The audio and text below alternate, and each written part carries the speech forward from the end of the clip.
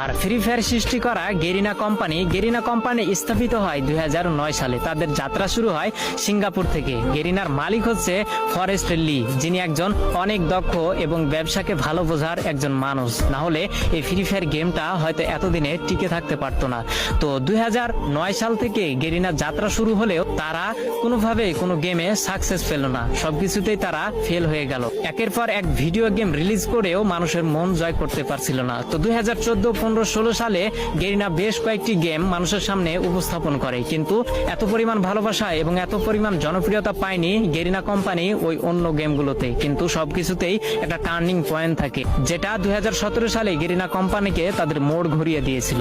যেহেতু 2017 সালে শুধু পাবজি গেমটাই ব্যাটল রয়্যাল গেম ছিল এবং মানুষের মাঝে উৎপত্তি হয়েছিল একটা বিশেষ গেম হিসেবে, সেহেতু গেরিনা কোম্পানির মালিক ফরেস্ট লি ভাবলো কেননা মোবাইলের জন্য একটা ভালো গেম উপস্থাপন করা যাক বা মানুষের সামনে ছড়িয়ে ফেলা যাক, যার হাত ধরে কয়েকজন টিম নিয়ে এই গেমটাকে তৈরি করার কাজ শুরু করা হলো।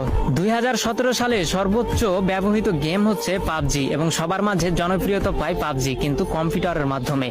ফোনের মাধ্যমে এই পাবজি গেম এতটা জনপ্রিয়তা পায়নি। সেই সুযোগটাকে কাজে লাগিয়েছে গেরিনার কোম্পানির মালিক ফরেস্ট লি তৎক্ষণাৎ ভেবে উঠলো যে মোবাইলের জন্য একটা গেম তৈরি করা যাক, যে গেমটি অনেক কম দামি ফোনেও যেন সাপোর্ট খায়। তো যার জন্য কয়েকটি টিম গঠন করে গেরিনার কোম্পানি ফরেস্ট লি কাজ করা শুরু করলো। 2017 সালের প্রথম দিকে এই ফ্রি ফায়ারটাকে তৈরি করা শুরু করলেও 23 আগস্ট 2017 সালে এই গেমটাকে পুরো বিশ্বে ছড়িয়ে দেয় গেরিনা কোম্পানির মালিক ফরেস্ট লি, যেটি একটি সিঙ্গাপুর কোম্পানি এবং সিঙ্গাপুর থেকে এর হেডকোয়ার্টার এবং পুরো গেমটাকেই পরিচালনা করা হয়। তো 2017 সালে যখন সাধারণ মানুষ সাধারণ ফোনে এই গেমটাকে খেলতে পারতো, তখন পাবজির জনপ্রিয়তা ধীরে ধীরে কমতে শুরু করলো এবং যেহেতু কম দামি ফোনেও ফ্রি ফায়ার গেমটাকে খেলা যেত, যার জন্য সবাই এই ফ্রি ফায়ার গেমে ঢুকে পড়লো। তার দেখা দেখি পাবজিও 1 বছর পরে তাদের মোবাইল ভার্সন বের করলো, কিন্তু অনেকটা দেরি করে ফেলেছিল পাবজি, কারণ সাধারণ মানুষের মনে এই ফ্রি ফায়ারটা অনেকটাই জায়গা করে নিতে পেরেছিল।